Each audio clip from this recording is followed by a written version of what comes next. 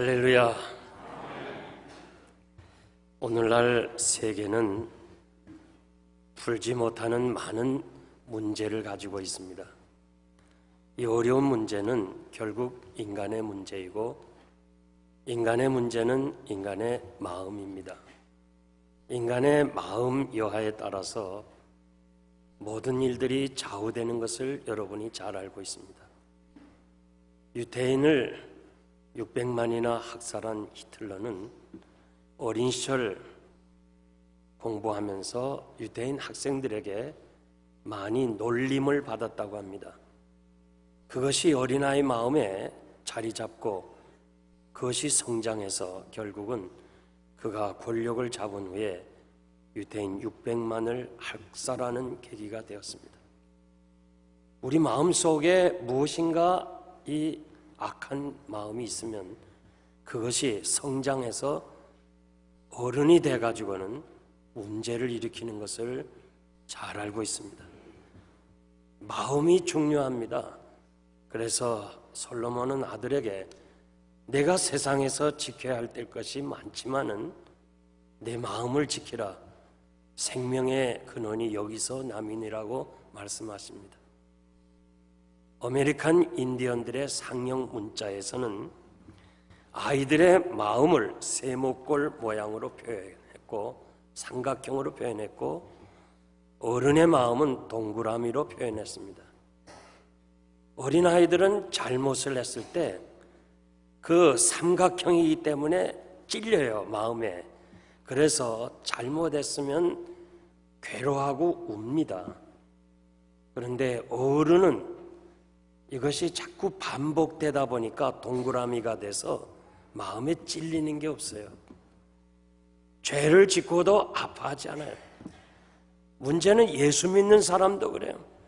남의 마음을 아프게 하고 정말 괴롭게 하면서도 자기 마음에 아무런 느낌이 없어요. 이것이 문제예요. 죄에 대한 가책이 없어요. 말씀을 들어도 찔림이 없는 거예요.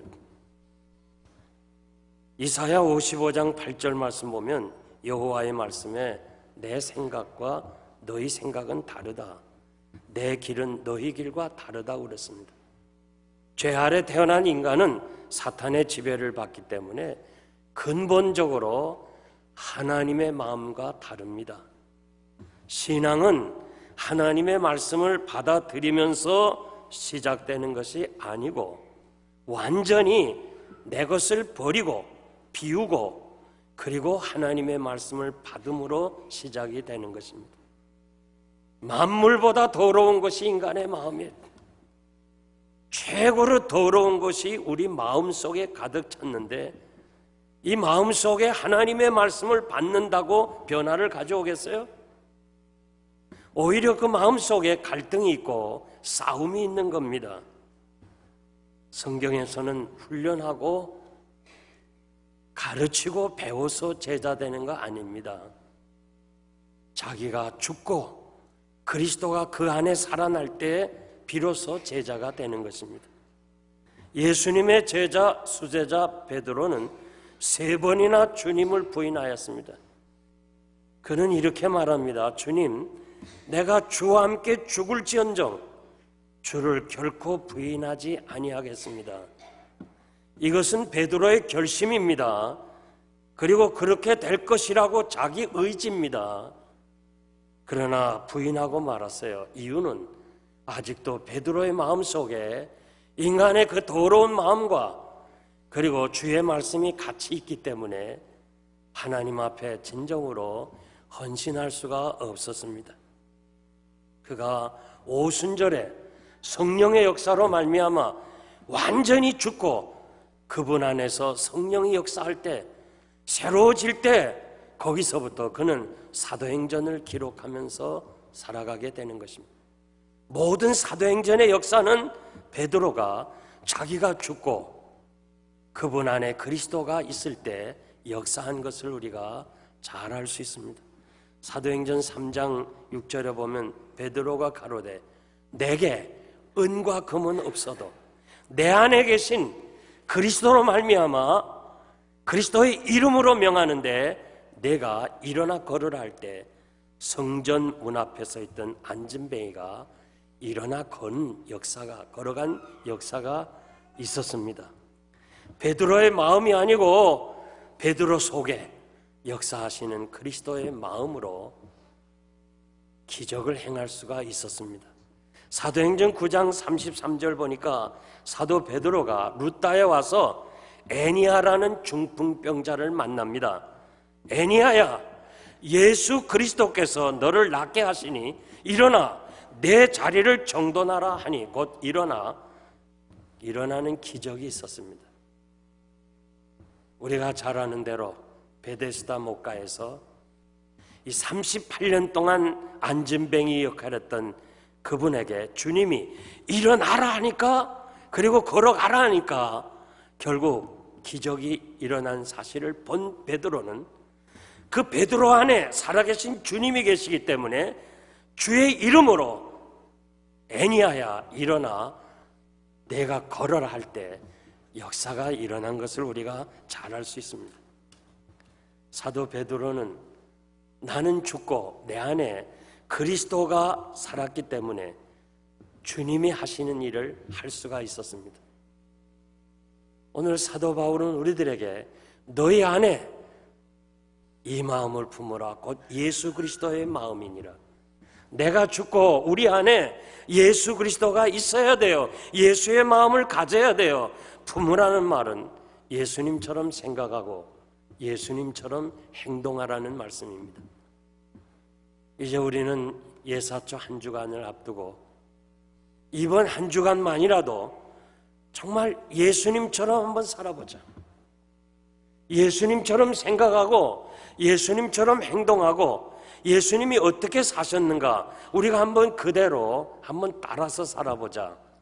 마음에 여러분들이 결심한다면 이 한 주간은 놀라운 기적의 역사들이 일어나리라고 믿습니다. 그래서 예수님이 무슨 일을 하셨는가 대표적으로 세 가지 말씀드리겠습니다. 첫째는 기도하셨습니다. 기도의 중요성 여러분 잘 알고 있습니다. 쉬지 말고 기도하라. 항상 기도하라. 만물이 마지막이 가까웠으니 정신을 차리고 근신하여 기도하라. 사도들이 강조하는 기도는 바로 주님의 마음을 품었기 때문에 주님처럼 살기 위해서 자신들이 그렇게 했고 또 그렇게 하라고 우리에게 가르쳐주고 계십니다. 예수님의 삶은 기도의 삶이었습니다. 그분은 사실 구세주입니다. 하나님이십니다. 기도할 필요가 없는데 그분이 기도하신 것은 우리에게 본을 보이기 위해서, 우리로 하여금 기도하기 위해서 그렇게 하셨던 것을 잘 알 수 있습니다. 예수님의 공생애를 보면 그가 제자를 선택해야 될 중요한 일을 앞두고 밤새도록 기도하고 날이 밝음에 제자들을 선택했다고 말씀하십니다. 여러분들이 중요한 무슨 일을 하기 전에 하나님 앞에 기도하고 그리고 우리가 그 일을 한다면 반드시 하나님께서 여러분의 하는 일에 축복하시고 도와주시고 함께 하실 줄을 분명히 믿습니다. 히브리 저자는 주님의 기도의 간절성을 이렇게 기록을 했습니다. 자기를 죽음에서 능히 구원하실 이에게 심한 통곡과 눈물과 간구와 소원을 올렸다고 히브리서 5장 7절에서 말씀하십니다. 주님은 문둥병 들린 사람을 고쳐주시면서 이것이 소문나서 참 허다한 무리들이 모여들 때, 그리고 주님을 중심으로 환호할 때 그 자리를 피해서 한적한 곳에 가서 기도하셨다고 그렇게 말씀하십니다. 여기서 기도하셨다는 말은 한 번 하셨다는 말이 아니라 문법이 계속해서 기도하셨다는 말씀입니다.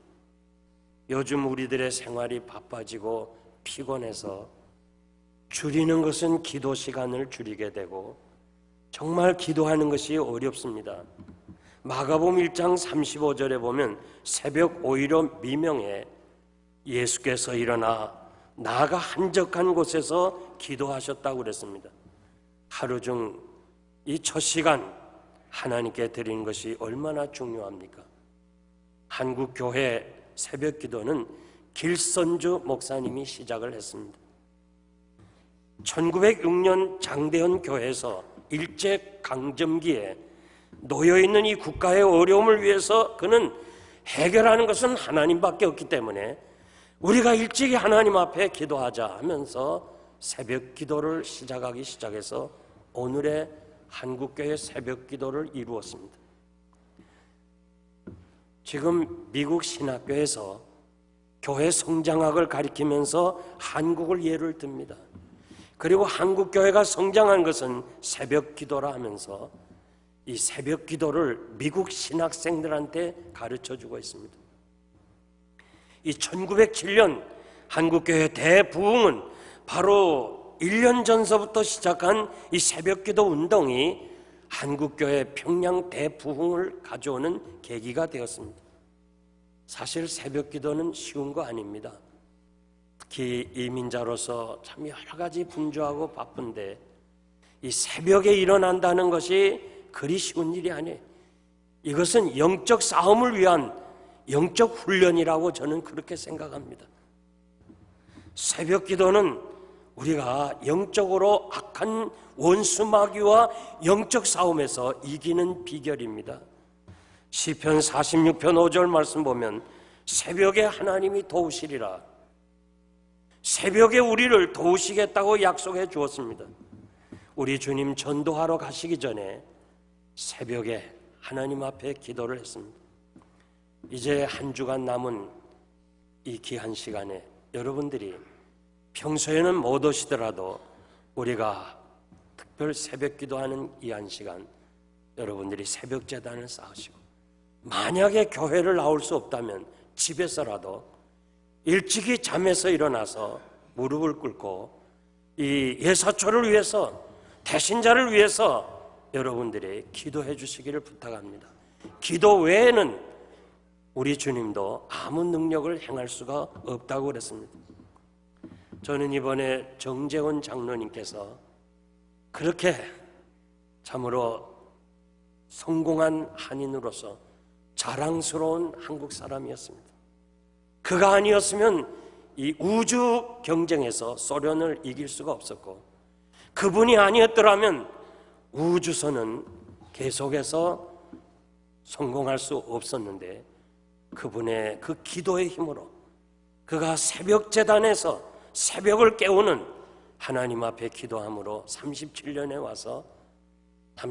전에 와서 4불 75전으로 시작한 그분이 그 회사를 인수하게 된 비결이 바로 새벽을 깨우는 것이라고 그렇게 고백을 했습니다. 그러면서 그 어머니가 너는 이민족을 위해서 세계민족을 위해서 하나님 앞에 쓰임받는 사람이 되라고 기도해 준 것이 자기가 오늘 이렇게 우뚝 선 자랑스러운 한국인이 되었습니다. 그분이 한국 MBC 방송에서 그분을 취재하는 것을 우리가 동영상으로 보았는데 당신이 이렇게 미국에 가서 세계적인 과학자가 되고 세계적인 우주학자가 된 것은 비결이 뭐냐 할 때 나는 하나님께 기도했습니다 하는 이 기도했습니다 하는데 기하고는 끊어져요. 그러니까 기도라는 말을 절대 방영하지 않기 위해서 기하고 끊어져요. 개인적으로 얘기하잖아요. 기도했다고 하는데 그거는 빼버렸다고. 제가 수년 전에 그 청와대 초청을 받고 예배를 인도하면서 그 김영삼 장로님하고 같이 독대를 하고 장로님 나는 잘 모르지만은 많은 목사님들이 왜 장로님은 하나님의 은혜라는 말을 안 합니까? 하나님의 은혜라는 말을 장로님이 한 번 하면 하나님께 영광 받으시고 많이 전도가 될 텐데 왜 안 하십니까? 목사님, 내가 왜 안 하겠습니까? 내가 많이 합니다. 그런데 기자들이 은혜라는 말은 싹 뺀다는 거예요. 그러면서 한국은 불교가 언론이 다 잡았대요. 저는 그 얘기 들으면서 MBC 그 취재 방송 나가면서 기하면서 끊어버리는 것이 오늘의 현실이에요. 정말 우리가 영적 싸움을 위해서는 여러분들이 아침 일찍 일어나서 하나님 앞에 기도해야 되는데, 특별히 이 한 주간은 우리가 정말 대단한 전쟁을 치러야 되는데, 여러분들이 새벽 제단에서 여러분의 그 현장에서 위에서 주님의 마음을 가지고 기도해 주시기를 바랍니다. 두 번째는 전도입니다. 누가복음 4장 42절에서 44절 보니까 날이 밝음에 예수께서 한적한 곳에 가시니 무리가 찾다가 만나서 자기들에게 떠나지 못하게 만류하며 예수님이 말씀하십니다. 내가 다른 동네에서도 하나님의 나라 복음을 전하여 하리니 나는 이 일로 보내심을 입었노라 하시면서 갈릴리 여러 해당에서 복음을 전하셨다고 그랬습니다. 우리 주님이 밤새도록 기도하시고 날이 밝으시니까 사람들이 찾다가 무리들이 만나서 예수님 어떻게 하든지 가지 마시고 여기서 우리와 같이 좀 지내세요 하면서 붙잡습니다. 그런데 얼마나 좋아요. 무리들이 환영하는데 우리 주님은 그 환영의 무리를 제치시고 나는 전도하러 가야 한다. 한 영혼의 가치를 귀하게 여겼습니다. 한 영혼 누구예요? 죄인입니다. 내가 의인을 부르러 온 것이 아니고 죄인을 부르러 왔다. 왜 죄인 하나를 귀하게 여겨요? 우리 주님이 그를 위해서 생명을 바치기 때문에 생명을 주고 사야 하는 그 가치성에 우리 주님께서 영혼을 그렇게 귀하게 생각했습니다. 무리가 만류할 때 다른 동네에서 하나님의 복음을 전하여 하리니 해야 한다는 거예요. 필연성을 말합니다. 디모데후서 4장 2절 보니까 너는 말씀을 전파하라. 때를 얻든지 못 얻든지 항상 힘쓰라고 우리들에게 가르쳐주고 있습니다. 요한복음 20장 23절 보면 주님은 제자들에게 전도하러 보내시면서 너희가 네 죄든지 사하면 사하여질 것이고 그대로 두면 그대로 있으리라. 제자들이 죄를 사해주는 권세가 있다는 게 아니에요. 제자들이 복음을 전함으로 그분들이 예수를 믿으면서 그 죄가 사해진다는 거예요. 멸망해서 구원을 받는다는 겁니다. 얼마나 중요합니까? 로마서 1장 16절 말씀 보면 내가 복음을 부끄러워하지 아니하노니 이 복음은 모든 믿는 자에게 구원을 주시는 하나님의 능력이 됨이니라. 전도의 필연성입니다. 우리는 역사를 보면서 왜 유독 기독교만이 핍박을 받아야 됩니까? 그것은 생명운동을 하기 때문에 그렇습니다. 악한 원수 마귀로부터 그 손에서 빼앗아서 천국길로 인도하는데 사탄이 가만히 있겠습니까? 오늘도 이 지구촌에서 주의 복음을 전하다가 순교하는 사람들이 너무 많아요. 그 생명을 내놓고 가서 복음을 전하다가 순교하는 사람들이 무슨 생명이 2개나 3개가 있습니까? 아니에요. 우리와 똑같이 하나밖에 없지만은 왜 그렇게 위험한 지역에 가서 복음을 전합니까? 예수의 마음을 가졌기 때문에 그렇습니다. 우리가 생명을 내놓는 그런 일은 하지 않는다 할지라도 적어도 이번 한 주간은 여러분들의 삶의 현장에서 예수 그리스도를 전해주시기를 바랍니다. 우리 주님이 12제자를 파송할 때 70인 제자를 파송할 때 전도하러 가라 하시면서 아무 훈련도 안 했어요. 아무것도 준비시키지 않았어요. 그냥 가라는 거예요.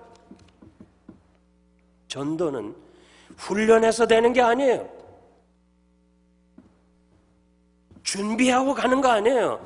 그냥 가면 성령께서 역사하시는 거예요. 우리가 항상 준비하면서 훈련한다면서 귀한 시간을 다 보냅니다. 이번 한 주간만이라도 정말 주님의 마음 가지고 만나는 사람에게 예수 그리스도를 전해주는, 그래서 주님이 기뻐하시는 이런 귀한 한 주간이 되기를 바랍니다. 마지막으로 섬김입니다. 마가복음 10장 45절에 보니까 인자가 온 것은 섬김을 받으려 함이 아니고 도리어 섬기려 하고 자기 목숨까지 많은 사람의 대속물로 주려 함이니라. 예수님은 이 땅에 전도하기 위해서 오셔서 그분은 섬겼습니다.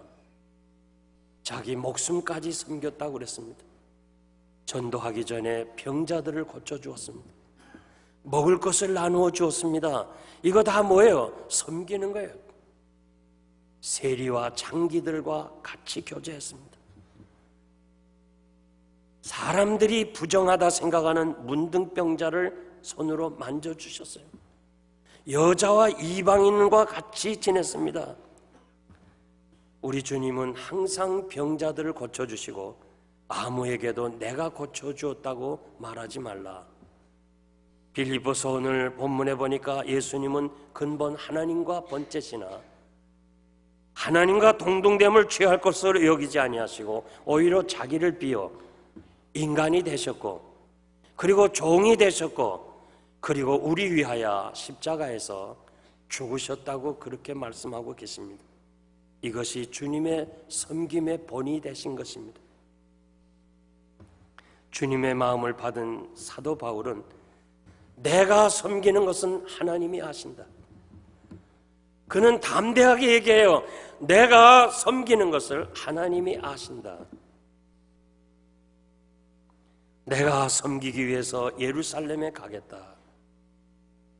만일 너의 믿음의 재물과 봉사 위에 내가 나를 관제로 들을지라도 나는 기뻐하고 너희 무리와 함께 기뻐하리라. 너희들이 하나님 앞으로 돌아오는 길이 있다면 내 생명까지도 드리겠다는 거. 이것이 바로 주님의 마음을 품은 사도 바울의 신앙의 자세입니다. 사랑하는 성도 여러분, 이번 한 주간만이라도 우리가 주님의 마음을 가지고 섬기시기를 바랍니다. 태신자에게 찾아가시고 전화하시고 그들과 함께 식사하고 그들과 함께 주님의 사랑을 나누고 그리고 섬겨주시기를 바랍니다. 과거에 말이죠, 예사촌 날에는 일부러 안 나오는 사람이 있어요. 우리는 무슨 찬밥이냐 하면서 그냥 일부러 안 나오는 사람이 있어요. 그러지 마세요. 그것은 성도의 자세가 아닙니다. 하나님이 기뻐하시는 날, 죄인 한 사람이 돌아올 때 의인 99사람보다 더 기뻐하시는 하나님이 기뻐하시는 일에 우리도 함께 기뻐해야 되겠다. 이것이 성도의 자세가 아닙니까? 난 한 사람이라도 그런 얘기 이번에는 하지 마세요. 그거는 교인이 아닙니다. 성도가 아닙니다.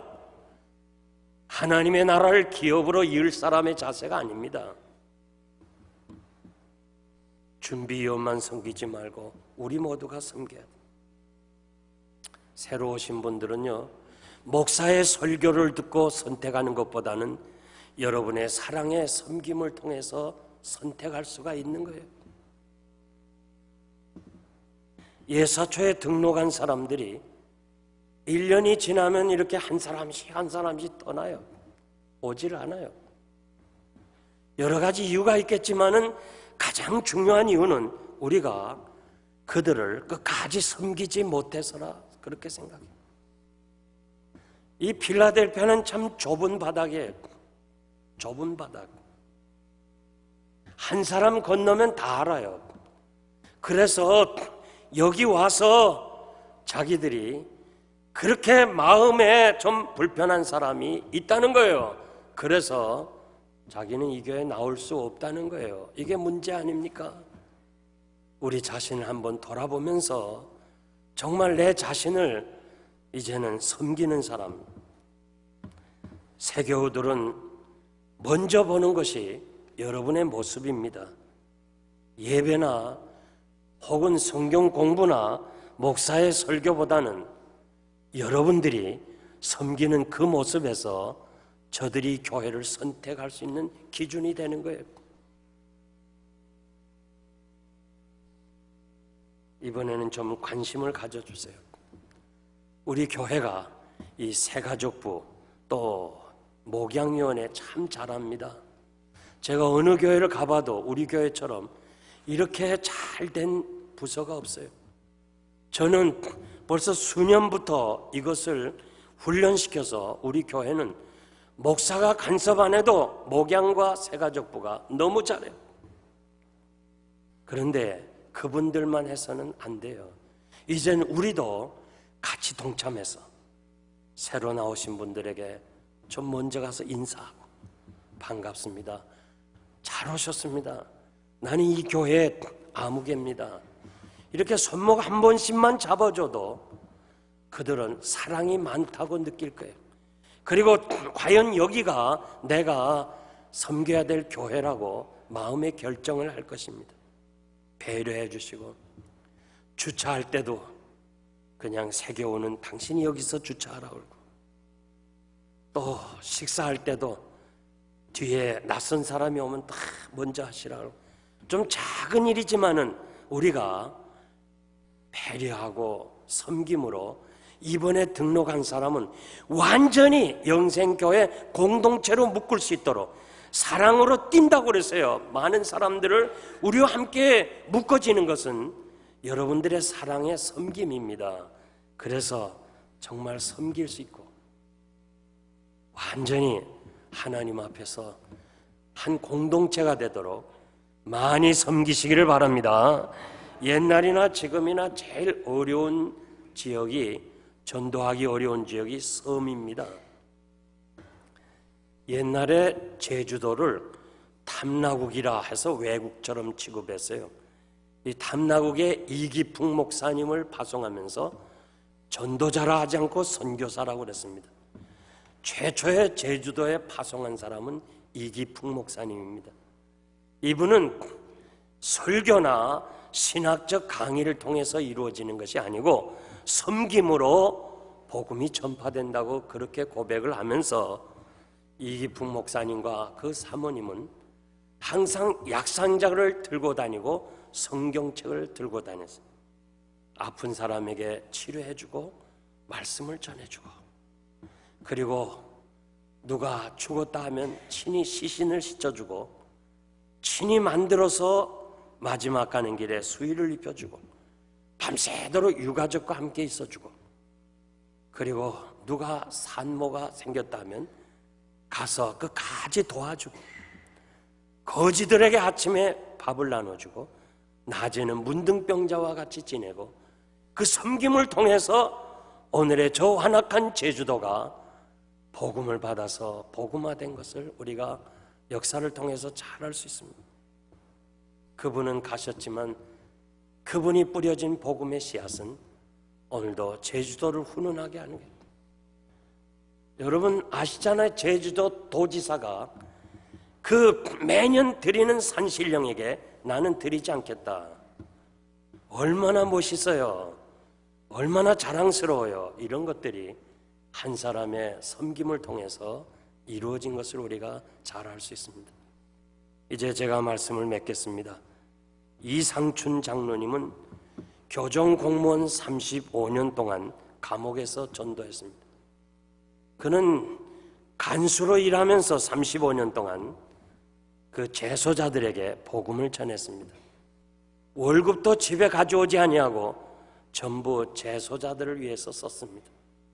그 젊은 아이들에게는 검정고시를 가르쳐서 나가서 공부하게 하고 나이 든 사람은 한문을 가르쳤습니다.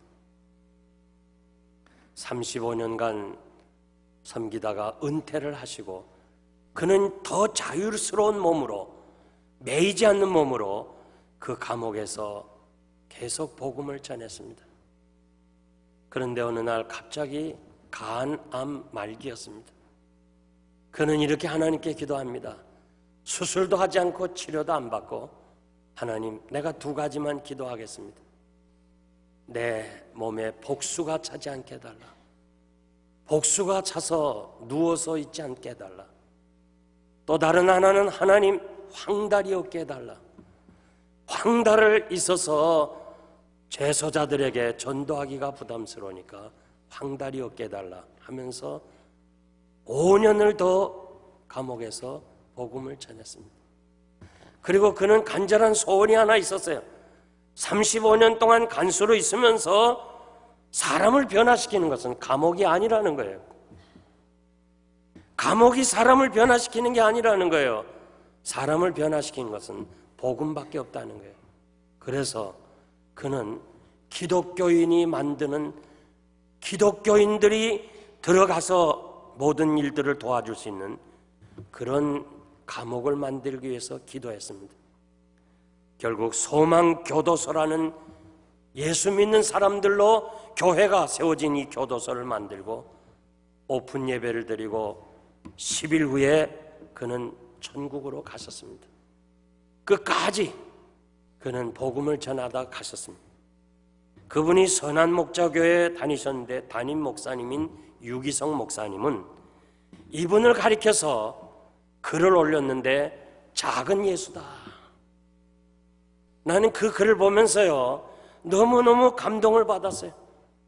요즘처럼 장로와 목사 간의 신뢰가 없는데 그 담임 목사가 그 장로님을 당신은 작은 예수라 하면서 모든 사람에게 알리는 거예요. 그러면서 그분이 35년 동안 40년 동안 전도한 것이 너무 귀하기 때문에 목사님이 그 책을 써서 책 제목을 예수님의 마음을 품은 사람. 얼마나 멋있어요.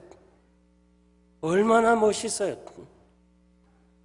나는 그분은 보지 못했지만은 그분은 정말 위대한 장로님이고 위대한 전도자예요.